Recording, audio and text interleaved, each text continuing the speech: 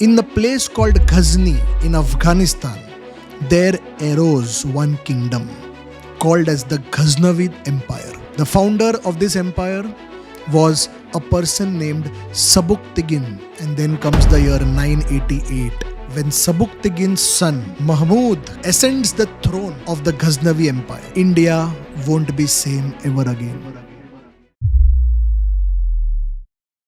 Yes, this is that very famous, or I might say infamous, Mahmud of Ghazni, who undertook 17 expeditions of invasions within India, most of them successful. He was the most ruthless invader India had ever seen till then. By the year 1005, he conquered Peshawar, which is also in current day Pakistan.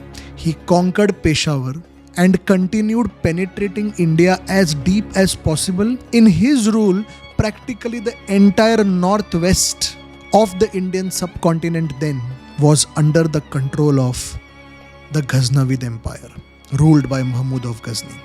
The northwest, as today you see the entire Pakistan area. Temples destroyed, Hindus killed in lakhs, architecture brought down to dust. And of course, setting up their way of life was one of his main goals.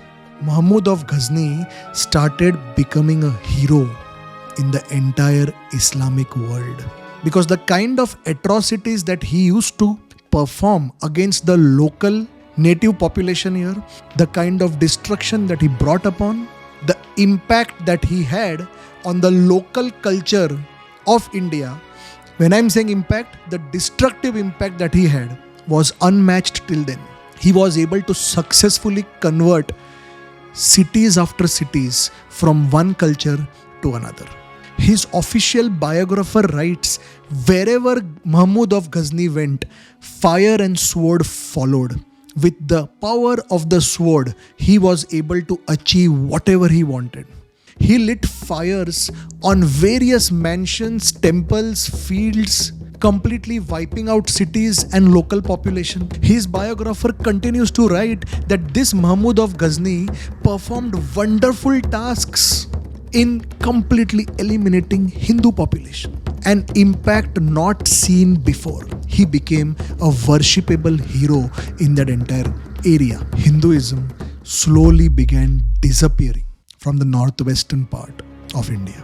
Gardens destroyed, temples desecrated, idols, the idols which Hindus worship, they were broken down. The broken idols were taken back to Afghanistan. Some of those idols were converted into steps. Such cruelty, such insanity, such inhuman behavior.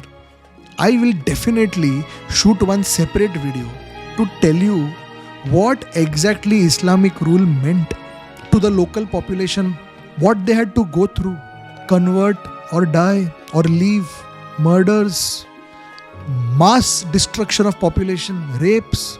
This requires a separate video. What do you think was the goal of these invaders? Two goals is what I understand.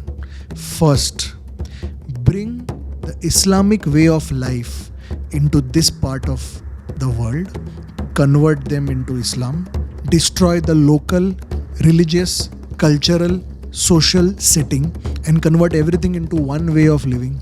And second is the loot. Looting of not only wealth but also people.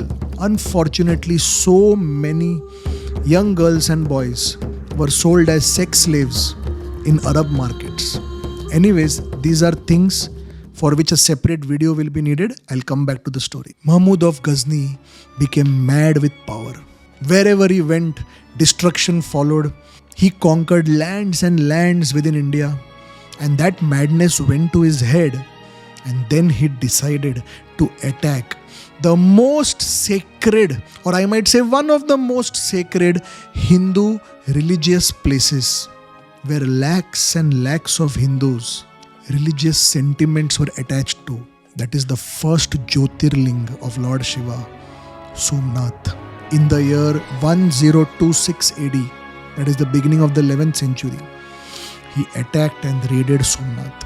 You might be shocked to know that when he came, where is Somnath? Somnath is in Gujarat, westernmost border, Junagadh area. The temple is on the shores of the Arabian Sea. When he came there, he was shocked to see that the local ruler of that area ran away out of fear of Mahmud of Ghazni. So Mahmud thought that it will be a cakewalk to destroy Somnath. But when he came here, he was shocked to see around 50,000 local devotees standing there, trying their best to defend their lord and to protect their temple from getting destroyed by these rascals. It is said that it took Mahmud of Ghazni one full week to clear out these 50,000 Hindu devotees, mass murder. And then he entered the Somnath Temple, walked right up till the altar, took out his sword and was about to desecrate the Shivalinga there, the very, very holy Shivalinga there. A Shivalinga with whom millions of Hindus' faith and emotions were attached to. As he was about to desecrate the Shivalinga ruthlessly with his sword, devotees fell at his feet and begged him that you please take money. You take the wealth, you loot whatever you want, but please don't break our deity. And do you know what he said? It is famous. He said that if I simply take your money and leave this idol untouched, then people across the Islamic world will defame me by calling me as a person who is an idol trader. I do not want to be known as an idol trader, but I want to be known as an idol breaker. In Arab, it is called as but shikan. I want to be known as a but shikan, a person who is an idol breaker. Saying so, he destroyed the Shivalinga there and looted the temple. It is said the wealth he looted was equivalent to $20 million then. So this story clearly tells you the intentions behind these Islamic invasions.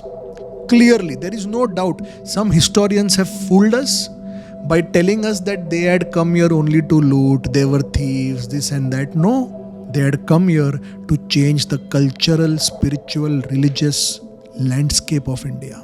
He took the broken Shivling back to Ghazni. All this happened in the year 1026. Mahmud of Ghazni was at his prime, and just 3-4 years later, 1030, he suddenly falls ill and dies.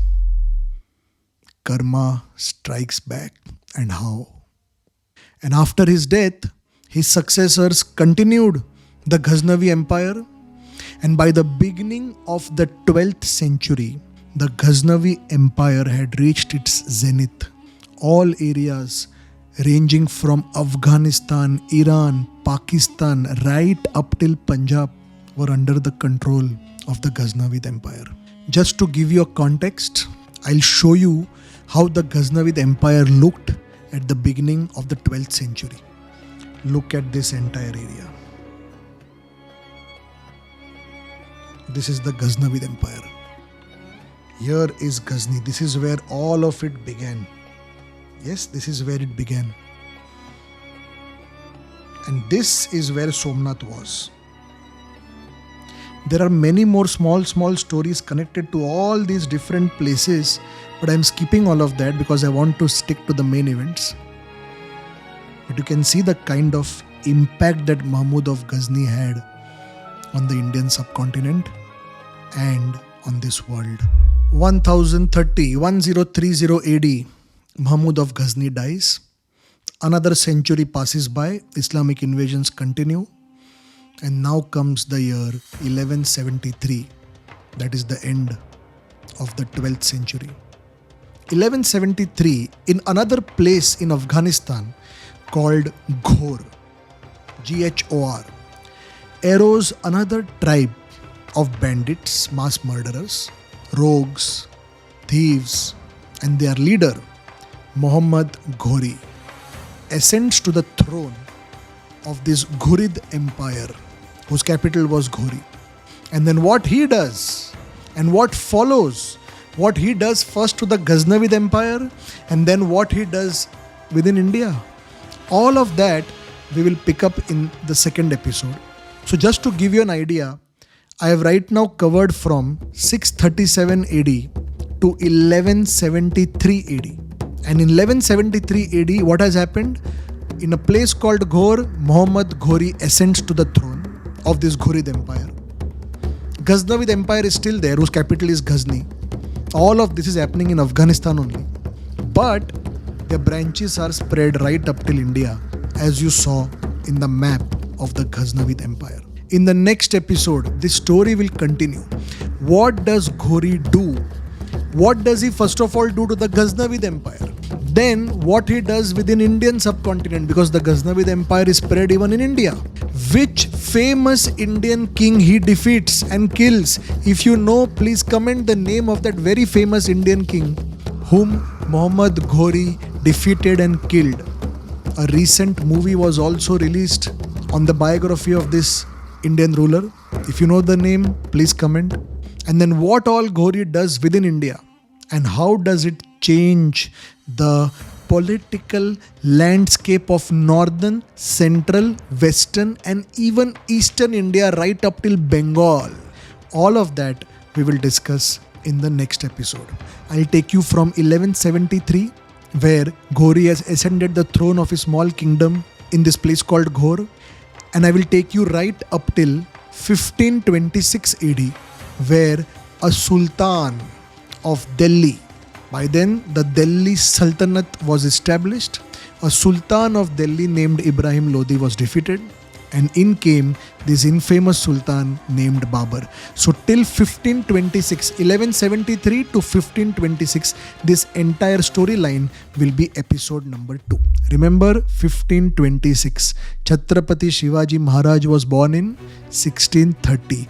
We are slowly inching towards his birth.